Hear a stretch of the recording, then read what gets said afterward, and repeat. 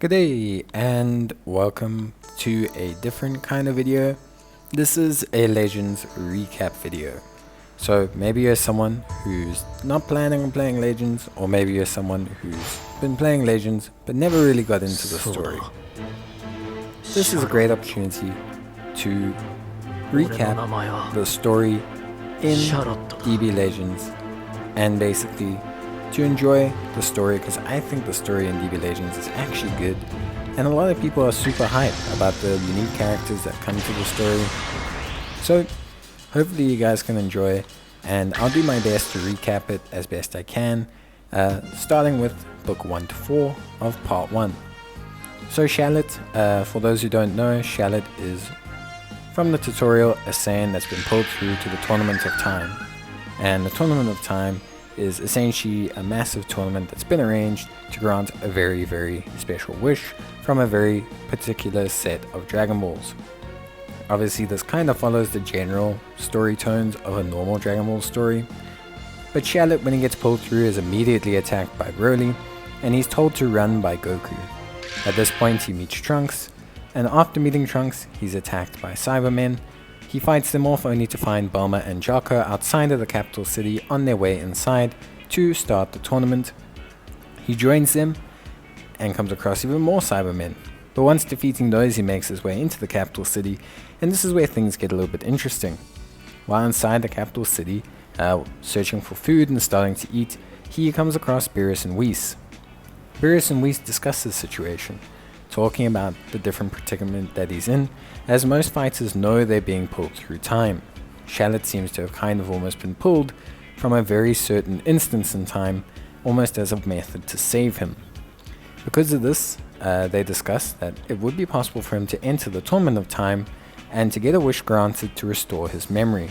Also, being a Saiyan, probably advisable that he does continue to fight and train, as this also has the ability to jog his memory.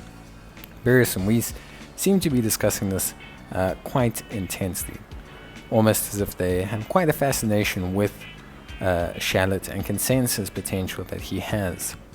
Shallot, meanwhile, is rather confused by most of these situations. To describe Shallot in these first couple chapters, confusion is a pretty predominant word. But once they leave the capital city, on the route to try and find some method of training, they hear the noise of a kid being attacked, and they come across Gohan. Gohan is being attacked by Cybermen, and so Shallot steps in to aid him. After fighting off a couple of Cybermen, it becomes clear that Raditz is seeking revenge for his defeat at the hands of Goku and Piccolo. And so the crew obviously takes him on, but during this process they come across a very important character named Zaha. Now Zaha is a mysterious ally who comes out of nowhere to aid them against the Cybermen while fighting with Gohan, and who joins them to help train as they are unable to beat Raditz. Even with Gohan's power boost, and even with them fending off Raditz, unfortunately during the process of this, Shallot is injured.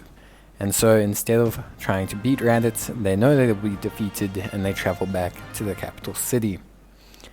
Once they make their way back to the capital city, they discuss needing to train, and so Beerus and Whis suggest that they train with Nappa and Vegeta, as there's no better person to train them than, Saiyans who obviously have beaten Raditz before.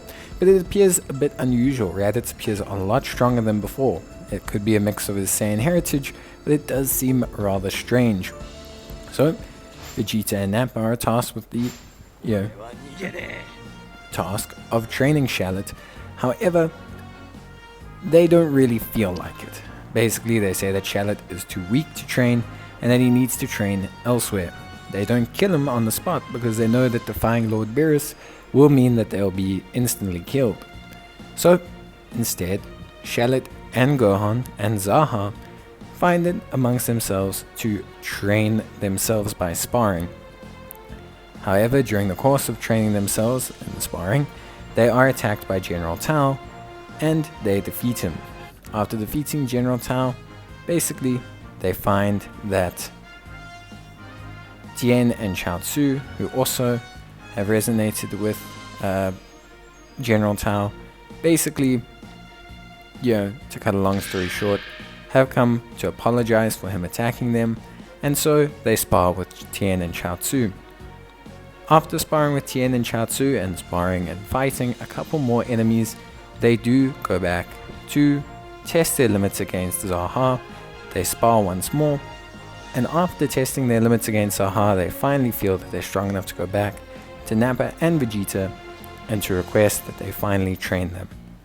Once they've done so, Nappa challenges them, saying that they need to catch one single hit on him. Should they manage to do so, Nappa will begin the process of training them for their fight against Raditz. So, Shallot undertakes sparring against Nappa, and after a hard-fought battle, does indeed manage to defeat the Cybermen and get a single hit on Nappa, thus beginning the next training arc in preparation of their revenge against Raditz. And that's it for Part 1, Book 4.